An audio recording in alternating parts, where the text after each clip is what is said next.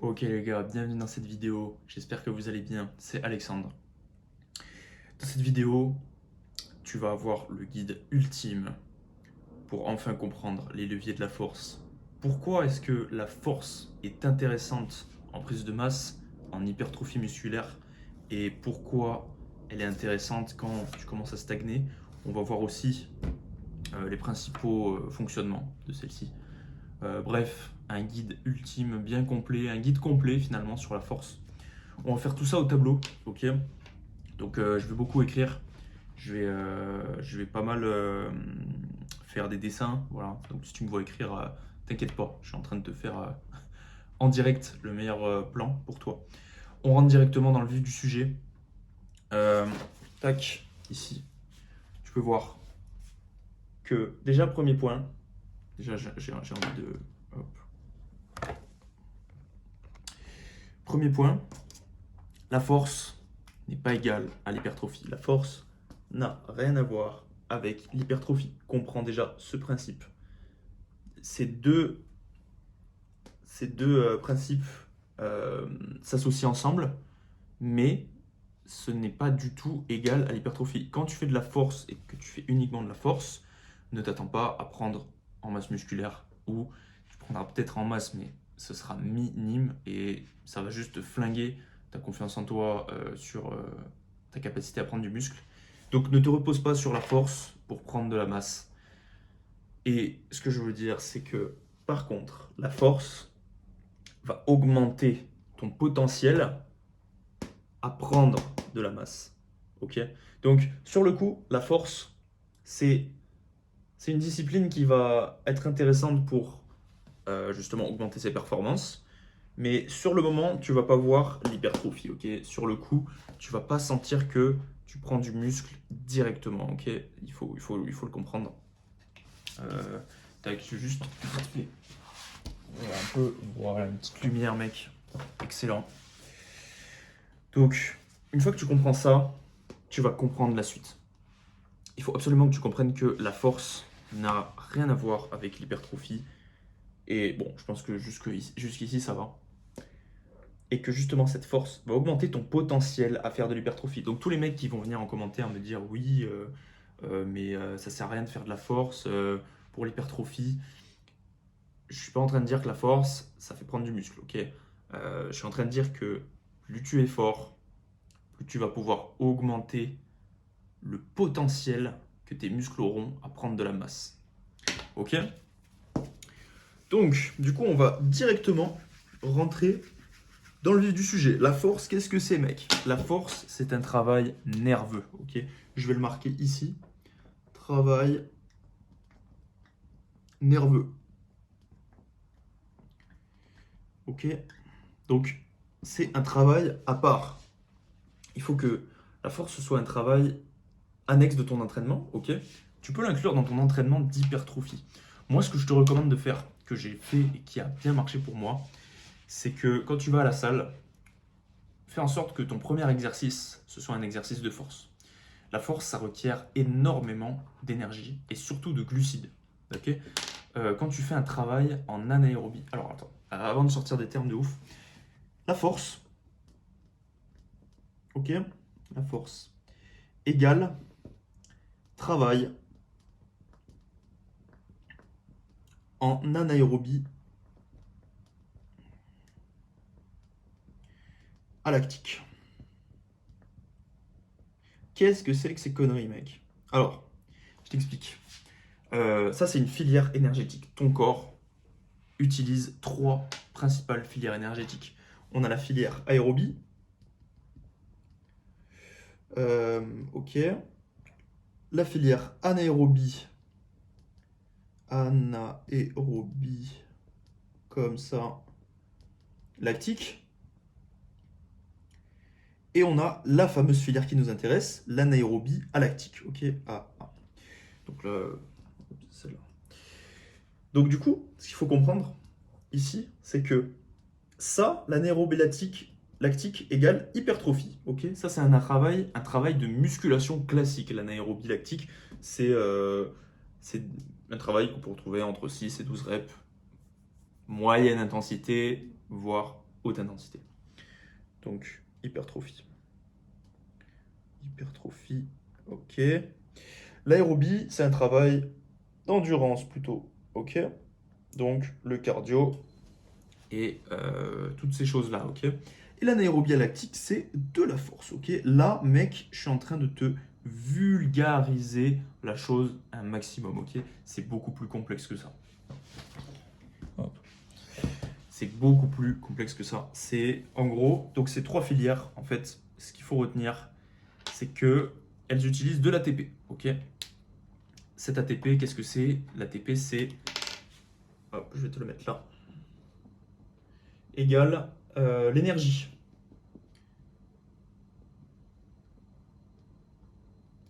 Donc, comprends que l'ATP, ok, l'ATP, c'est la base de la base. C'est ce qui te permet de bouger au quotidien. Tu n'as pas d'ATP, tu ne peux pas bouger, tu ne peux même pas contracter un muscle. C'est littéralement la vie, l'ATP. Et comment tu l'as? Ça vient justement en mangeant bien, mangeant correctement. Mais c'est pas le sujet du jour, ok. On va parler entraînement, on va parler force aujourd'hui. On en reparlera dans une prochaine vidéo. Dis-moi si ça t'intéresse que j'aille plus en profondeur dans ce sujet. Donc l'ATP, c'est ton énergie. C'est l'énergie universelle de tout mec qui... Enfin, tout le monde en fait, littéralement. Les animaux, tout être vivant qui se déplace utilise de l'ATP pour contracter un muscle, ok. Euh, Maintenant, nous, ce qui va nous intéresser, c'est dans la force. La force, mec, ça va utiliser quelques molécules d'ATP, étant donné que c'est sur de courtes reps. Mais ce que ça va surtout utiliser, c'est la phosphocréatine. Ok, c'est la créatine, c'est la capacité à envoyer énormément d'énergie dans un très court laps de temps, ce qui va demander des grosses quantités d'ATP, justement. Enfin, je me suis contredit.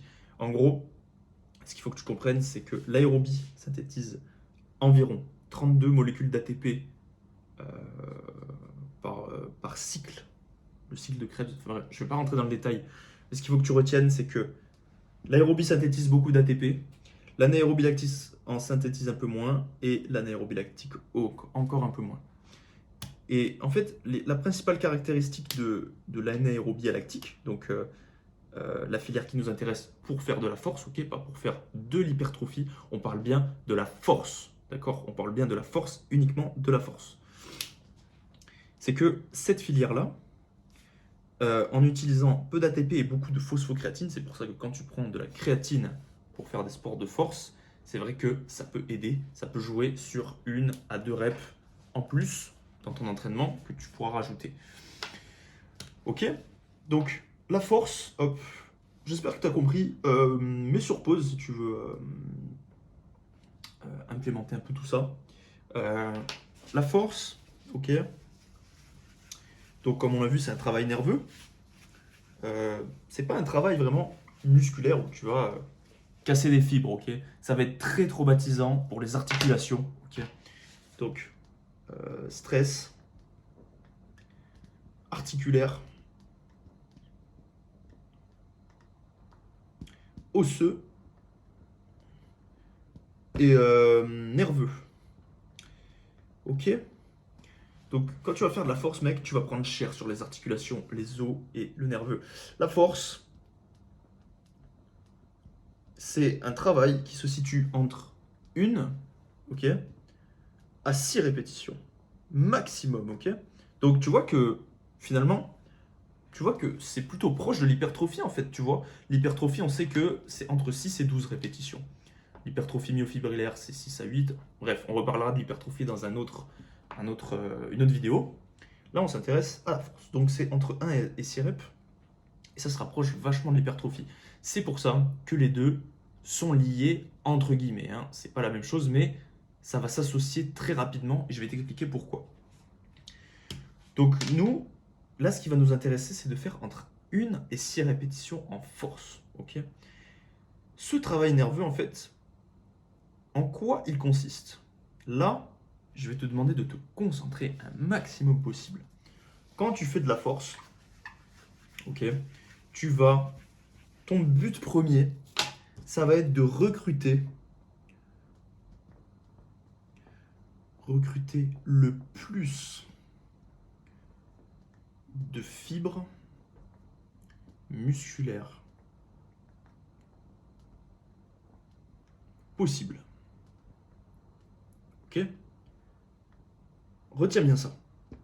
En gros, je vais te l'entourer. Ton but, c'est de recruter le plus de fibres musculaires possible. Ton but, c'est pas de déchirer des fibres.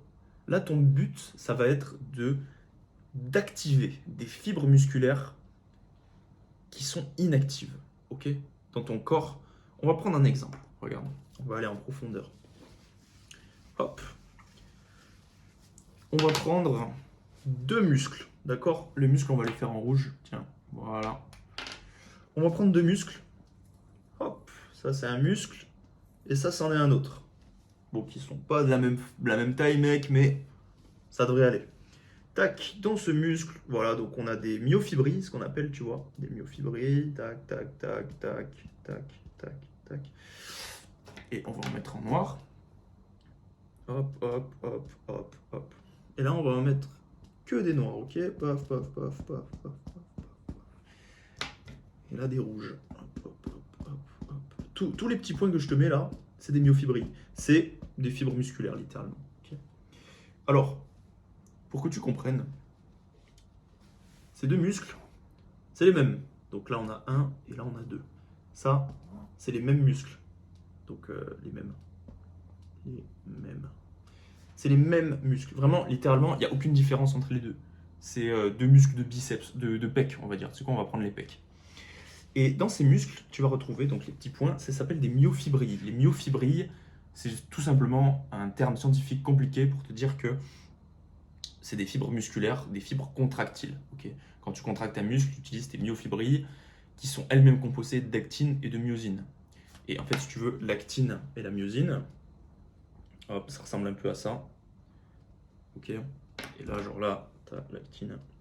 Et en gros, quand ça, c'est un muscle décontracté. Et ça, hop, on va effacer. Non, en fait. Ça, c'est un muscle contracté. Donc en fait, ce qui s'est passé, c'est que là, on a rapproché les muscles, enfin l'actine, je crois que c'est l'actine celle-là. Là, on a rapproché l'actine, et là, l'actine est relâchée. Ok. J'espère que tu comprends ce schéma. Je vais délimiter, tac, par là. Là, on a décontracté. J'écris comme un pied, mec. Ne m'en veux pas. Là, on a décontracté, et là, on a contracté. Donc ça, mec, ça c'est ce qui se trouve au plus profond de ton muscle. Je veux que tu comprennes ça. C'est vraiment ce qui se trouve au plus profond de l'action de ton muscle. En fait, quand je fais ça, quand je contracte mon muscle, hop, l'actine se resserre. Ok, tout ce que contient tes myofibrilles dans ton muscle, tu vois, donc ça c'est un muscle. Tout ça, c'est des millions, des milliards d'actines et de myosine qui vont venir, tac, se raccourcir. Ok, ça va se raccourcir, ça va s'emboîter avec la myosine. Ok. Tac, et ça va faire que, pouf, mon bras va se ramener comme ça. Donc là, décontracté, voilà, tu l'auras compris. Bref, très simple, très enfantin, mec, j'espère que tu as compris. C'est vraiment pas sorcier, hein. Tu décontractes, tu contractes, ok? Il n'y a rien de plus simple. Maintenant, on va revenir sur notre force, ok? Ça, c'est un muscle non entraîné en force. Ok? Et ça, c'est un muscle entraîné en force. Donc, mec, j'écris vraiment comme un pied. Ce muscle-là n'est pas entraîné en force et celui-là est entraîné en force, ok? Qu'on soit bien d'accord. Celui-ci, qu'est-ce qui va se passer quand il va faire son développé couché? Il va être limité à 100 kg, on va dire. Alors que celui-ci est limité à 140 kg. Okay, son PR, c'est 140 kg. Et là, c'est 100 kg. Pourquoi? Essaye de me dire pourquoi est-ce que celui-là est plus fort et celui-là est moins fort? J'attends ta réponse, mec. Je suis là, je te regarde. Non. Je vais te donner la réponse. Ici, mec, tout simplement. Tu vois les petits points noirs? Là, ok. Ces petits points noirs, ce sont des myofibrilles qui sont actives. Donc, je veux que tu... Hop, attends, un petit truc vite fait. Ces petits points noirs, ce sont des myofibrilles actives. Donc là, on va mettre active. Et le noir et le rouge, on va mettre inactive. Donc, comprends que tous les petits points rouges que tu vois, ce sont des myofibrilles qui ne sont pas activées, qui sont dormantes. Parce que ton corps n'a pas besoin d'utiliser ses fibres pour se contracter. Ça lui demande trop d'énergie. Il a besoin de mettre le focus sur autre chose. Ton corps, en fait, vois ton corps comme un organisme vivant à part entière. Tu vas trouver ça con ce que je dis, mais vois ton corps comme un organisme vivant à part entière dont la seule fonction première est de survivre. Ton corps n'a besoin que de survivre. C'est pour ça qu'il mange, c'est pour ça qu'on a faim, parce que si on mange pas, on meurt, tu vois, et encore moins si on boit. Et il va économiser le plus d'énergie possible. Le fait d'activer ces myofibrilles lui demande plus d'énergie que s'il n'y en avait pas. Donc ton corps va naturellement aller vers la facilité. C'est comme quelqu'un de musclé. Si cette personne musclée arrête de s'entraîner, son corps ne va pas garder le muscle. C'est idiot, tu vois. Le corps ne va pas garder le muscle puisque ça lui fait consommer des calories inutilement. Si cette personne n'utilise plus sa masse musculaire pour s'entraîner ou pour déplacer des charges, son corps va engranger l'atrophie musculaire. Et l'atrophie musculaire, c'est la perte de muscle.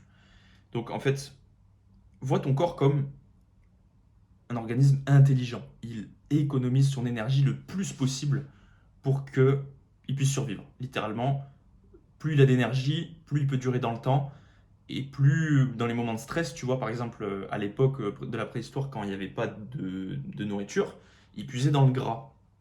Et c'est ça, cette énergie que je te parle. Tout ça a un lien avec ce dont on parle. Hop.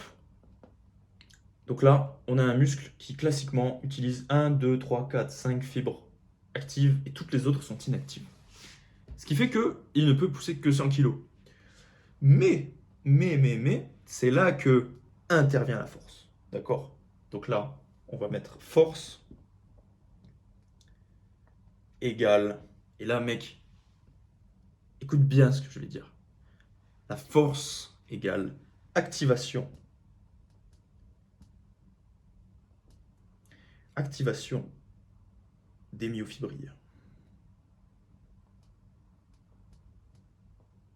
Et je pense que tu as déjà capté où est-ce que je veux en venir. La force, c'est tout simplement un travail nerveux, donc et musculaire évidemment, parce que tu utilises tes muscles. C'est tout simplement un travail musculaire qui te permet d'activer plus de fibres pour qu'elles puissent se contracter quand tu vas soulever une charge très lourde. Tu vois où je veux en venir? Plus tu vas avoir de myofibrilles activées dans ton muscle, donc pas des myofibrilles dormantes, ok? Je rappelle que les myofibrilles, pour ceux qui ne suivent pas depuis tout à l'heure, c'est tout simplement des fibres musculaires qui se contractent. En l'occurrence là, on en a plusieurs qui sont endormies, mais on en a déjà beaucoup plus qui sont actives que ici. Plus tes myofibrilles seront activées, ou seront actives tout simplement, plus tu vas pouvoir soulever lourd. Ok. C'est pour ça, des fois, tu sais, tu regardes des compétitions de mecs qui font de la force et tout. Exemple, The Panache, tu vois, 66 kilos. Il fait 66 kilos. Le mec soulève 180, 190, 180, 180 en développé couché. Alors qu'il est comme ça, tu vois. Enfin, il a un bon physique, mais il est tout fin. Je suis plus gros que lui, mec. Et tu te dis, mais what the fuck? What the fuck? Et ça, c'est tout simplement parce qu'il n'a pas besoin d'être gros. Il a juste besoin d'activer ses fibres musculaires pour être fort. Tu vois où je veux en venir? Les mecs qui sont fins et qui sont super forts, c'est juste des mecs qui ont exploité leurs fibres musculaires au maximum pour soulever lourd, tout simplement. C'est aussi simple que ça. Tu peux être fin, mais tu peux être extrêmement fort, ok? Et ça va pas se voir, tu vois. Ça va pas se voir. On va trouver que tu as un physique comme tout le monde. Alors qu'en vrai, pas du tout. En vrai, pas du tout. Donc, ça, c'est l'explication vraiment broscience. Hein. C'est de la broscience, mec. Mais J'essaye de te le vulgariser pour que ce soit le plus simple à comprendre pour toi, ok? Que dire de plus? Donc là, ce muscle soulève naturellement 140 kg de plus, étant donné que plus de fibres sont activées, donc une contraction beaucoup plus puissante et qui permet d'amener une charge au plafond, tu vois, genre, je sais pas, tu mets ce que tu veux, mais tu soulèveras plus lourd, voilà, c'est ça que je veux te dire, tu soulèveras beaucoup plus lourd, et c'est juste logique, parce que tes fibres sont activées. Par contre, maintenant, ce qu'il faut faire, c'est entretenir ces fibres, d'accord? Si tu arrêtes de t'entraîner en force, évidemment, ces fibres vont se désactiver, et avec le temps, voilà, c'est galère. Tu pourras toujours reprendre cette force, on va expliquer ça directement, ok? Donc voilà pour ce schéma. C'est peut-être un des schémas les plus importants de la vidéo, mec. Si tu dois retenir une chose, c'est ça. Maintenant, tac, on va voir quel putain d'intérêt ça a avec l'hypertrophie musculaire. Ou plutôt, alors attends, on va plutôt faire... comment développer cette force? Et oui, comment développer cette force? Alors, très simple. Comme on a vu tout à l'heure, entre 1 et 6 reps. Merde, j'ai fait un G, putain. Oh là là, c'est terrible, c'est terrible. Donc, travail entre 1 et 6 reps. Et à partir de là, tu sais que t'es bon, t'es dans la fourchette de la force. Ok, donc t'es dans la fourchette où tu fais travailler tes myofibrilles.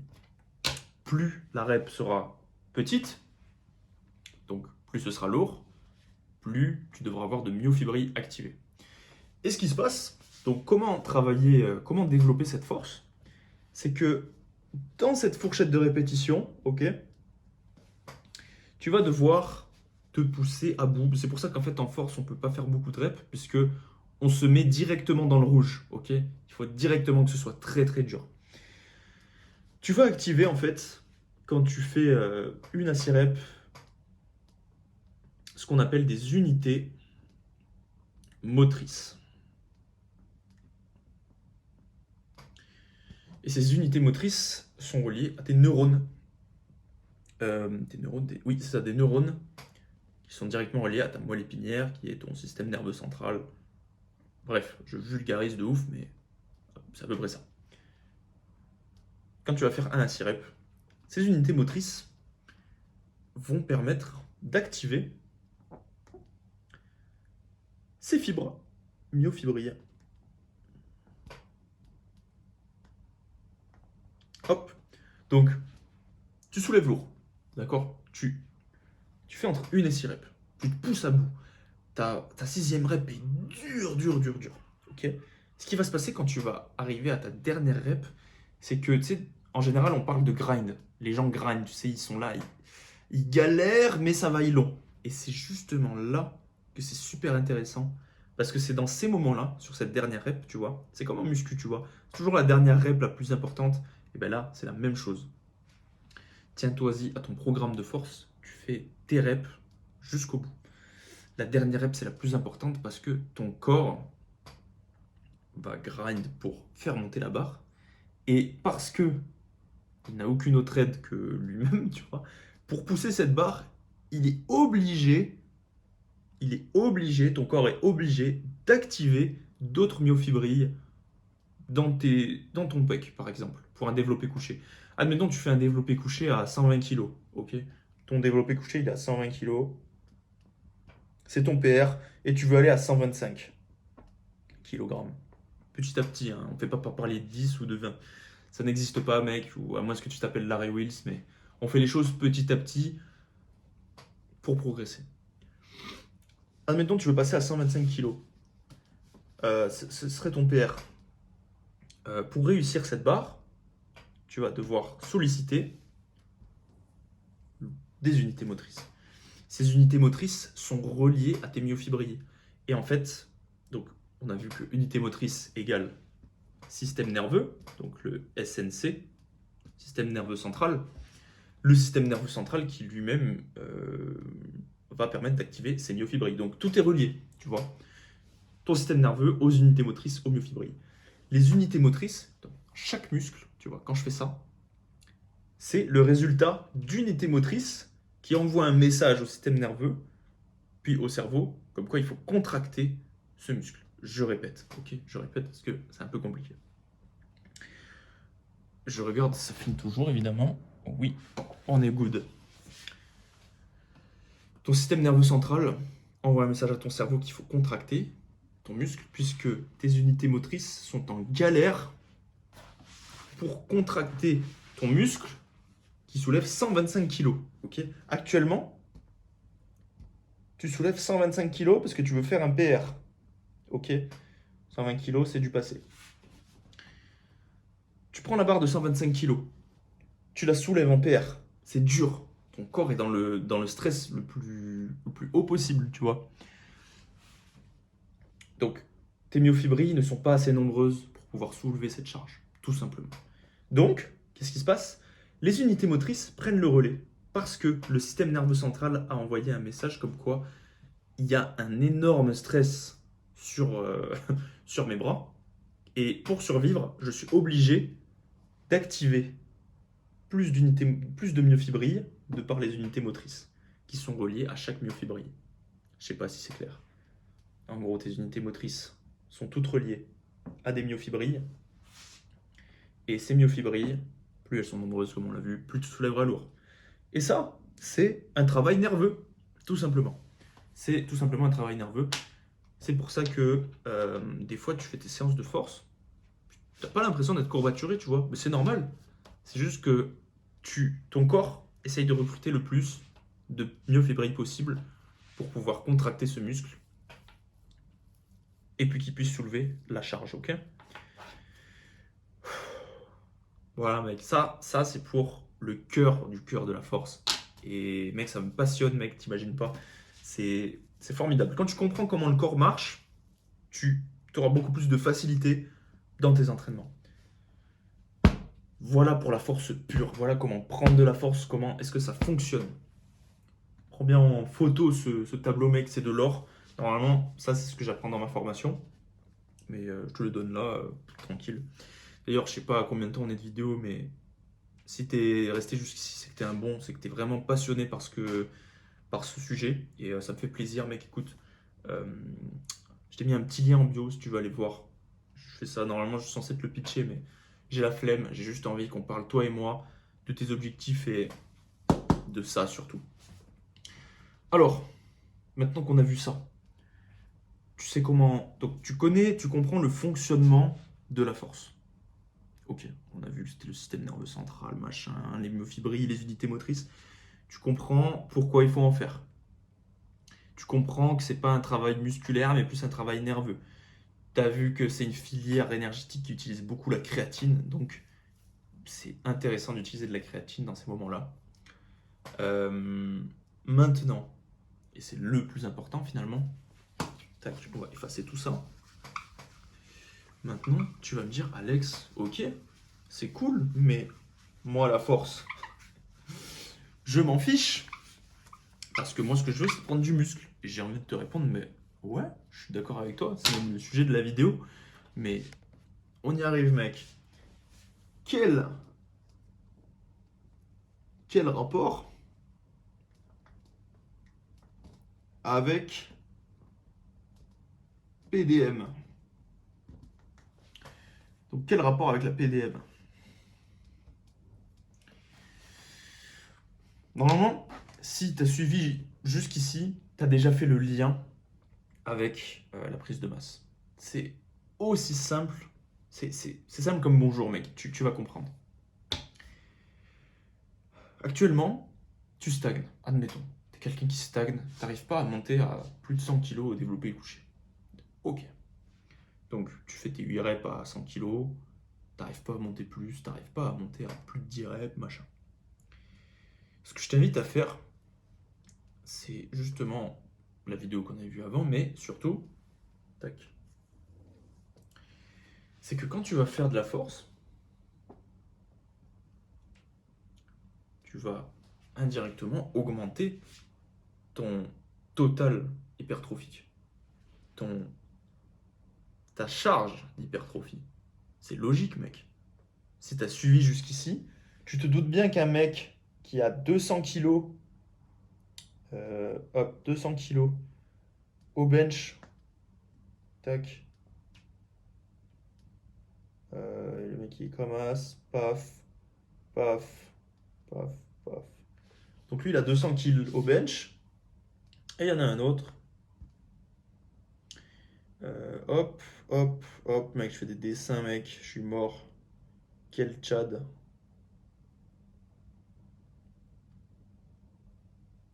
Lui, il a 100 kills. Putain, mais j'écris ça comme un chien. 100 kilos. Ok? Donc, entre ces deux mecs-là, lequel a les plus gros pecs? Mec, réponds à cette question. Lequel a les plus gros pecs? Évidemment. Évidemment. Est-ce que tu as déjà vu un mec qui fait 200 kilos avec des petits pecs? À moins que génétiquement, il n'ait pas des gros pecs, mais il prendra tout dans les triceps alors. Mais ce que je veux te dire finalement, c'est que ce mec est énorme. Il est énorme parce qu'il a 200 kilos au bench. Ça veut dire que si tu penses que c'est son 100%, donc 200 kilos c'est son PR, ok, 200 kilos égale PR, et là, 100 kilos égale PR. L'hypertrophie.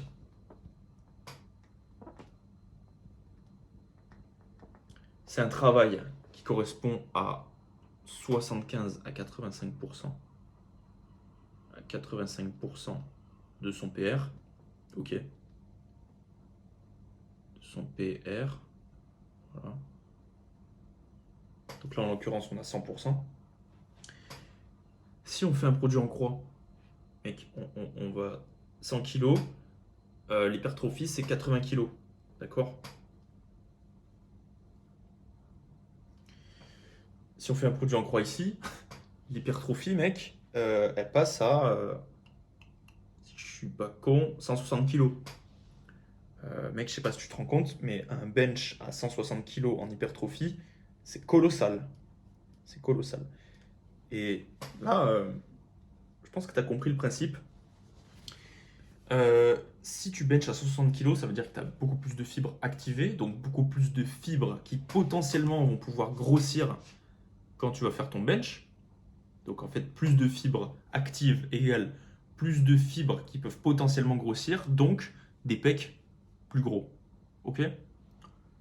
Voilà, mec. Tout simplement. Tout simplement. Mec, c'est franchement, je vais pas aller plus loin. C'est aussi simple que ça. C'est aussi simple que ça. Retiens juste, la force te permet d'augmenter ton potentiel d'hypertrophie.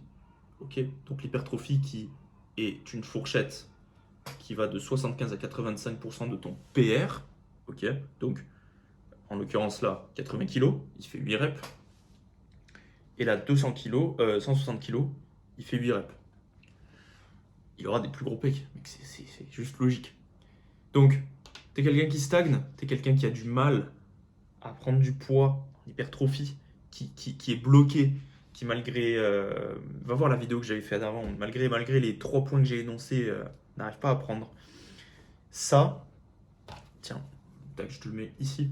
Ça, mec, c'est littéralement le moyen moderne d'avoir un physique de dopé. Voilà. J'espère que ça filme toujours. Oui, mec, c'est excellent. Tu vas voir une vidéo magnifique. C'est littéralement le moyen d'avoir un physique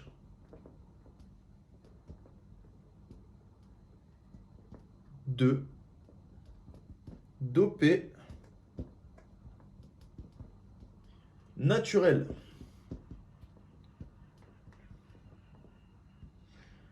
Hop là, attends, tu sais quoi? On va le mettre en rouge parce que c'est important. En fait, il faut que je veux que tu retiennes ça en fait. Ça, c'est un des secrets les mieux gardés du bodybuilding. Tous les bodybuilders, les grands bodybuilders qui ont beaucoup de succès, sont tous passés par cette case de force qui est cruciale pour pouvoir avoir un physique magnifique sur scène. C'est souvent, tu sais, c'est ce genre de physique en fait qui, quand tu les vois sur scène, ont cet aspect rocailleux. Parce que justement, pourquoi est-ce qu'ils ont cet aspect rocailleux? Parce que on voit les fibres ressortir. On voit toutes les fibres ressortir. Et si tu as fait le lien, pourquoi on voit toutes les fibres ressortir? Puisqu'ils ont travaillé la force. Ils ont tellement plus de fibres activées qui peuvent se contracter, donc qui ont un potentiel de contraction plus élevé, que on dit what the fuck en fait. C'est quoi ce physique? Genre, je vois tous ces muscles. Tu sais, on dit souvent putain, il a des muscles dans le muscle. C'est juste en fait qu'il a activé toutes ses fibres musculaires, ou alors il est passé de, genre pour un muscle, 40% de fibres activées à un muscle à 60% de fibres activées. Déjà, mec, si tu passes de 40 à 60, c'est énorme. C'est énorme. Je sais pas si tu te rends compte. Normalement, en temps normal, on n'en gagne pas beaucoup. Parce que t'imagines, si on pouvait faire 100% de fibres à chaque fois, tout le monde serait champion du monde, tu vois, de force. Mais déjà, si tu gagnes ne serait-ce que 2% et demi ou 5%, c'est colossal, mec. Tu vas faire des barres monstrueuses. Ou 10%, mec, tu fais des barres monstrueuses, mec, à 10% de fibres gagnées en plus. Donc, retiens que cette méthode-là te permettra d'avoir un physique de dopé. Et je parle bien de masse musculaire, hein. Là, on parle d'hypertrophie. Tu vas avoir un physique de dopé grâce à la force.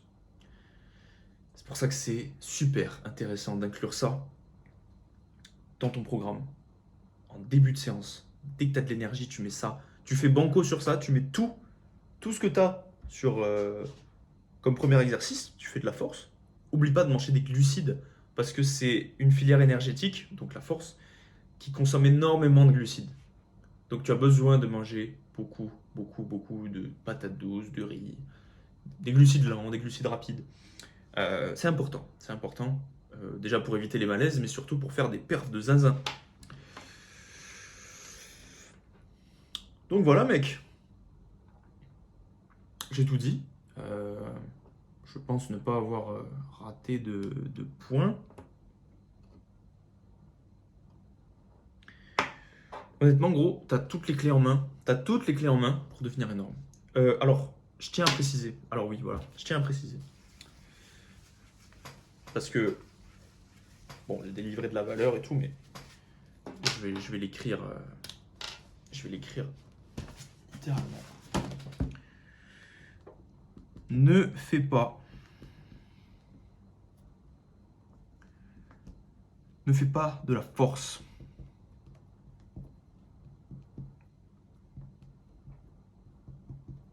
Si tu es débutant. Merde.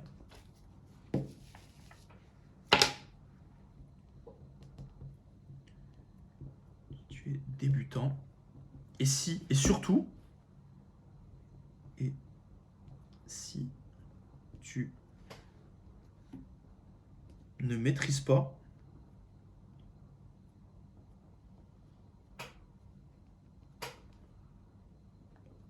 tes charges.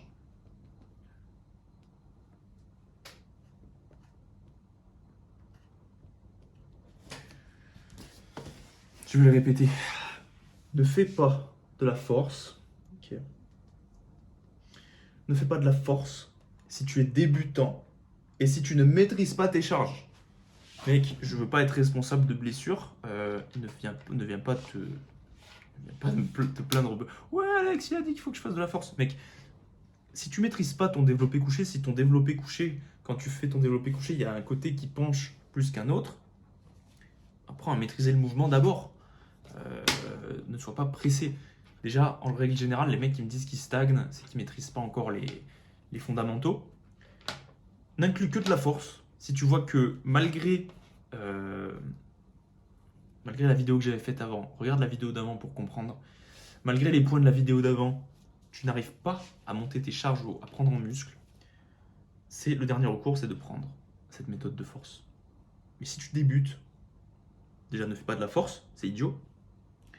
À moins que tu veuilles faire de la force en compétition, mais je pense pas que ce soit ton but ici sur cette chaîne. Si tu débutes, mec, maîtrise tes charges, maîtrise ton mouvement, et après, tu pourras inclure ça. Ça vient au bout de 1, 2, 3 ans d'entraînement, l'inclure de la force. Quand tu deviens bon dans ton mouvement, inclus de la force, ok? Sur ce, mec, voilà, bah écoute, je pense que j'ai tout dit par rapport à cette force. C'est tout pour moi. J'espère que ça t'a plu, j'espère que ça t'a éclairé un petit peu plus sur le concept de force, voilà, qui est un peu mis à l'écart, tu vois, mais on n'en parle pas trop scientifiquement parlant de cette force. Et bah, franchement, moi perso, je trouve que quand tu comprends les principes scientifiques en profondeur d'un sujet, peu importe que ce soit la force, l'endurance, l'hypertrophie, euh, les- la nourriture que tu absorbes dans ton corps, tu vois, quand tu comprends ça, tu deviens bon, tu deviens meilleur dans ce que tu fais. Bon, sur ces belles paroles, mec, j'espère que ce guide t'a plu. Euh, je vais te laisser là. Si ça t'a plu, mec, écoute, et si tu veux aller plus loin avec moi, j'ai mis un lien en description. Tu cliques dessus si tu veux. Moi, ça m'est égal. Si tu veux aller plus loin avec moi, qu'on puisse travailler ensemble, ce sera avec grand plaisir. Euh, je t'invite à cliquer dessus. Sur ce, mec, je te souhaite une excellente journée. C'était Alex. Oublie pas le double biceps et soyez fort, soyez musclés, kiffez la vie. Et on se retrouve dans une prochaine vidéo.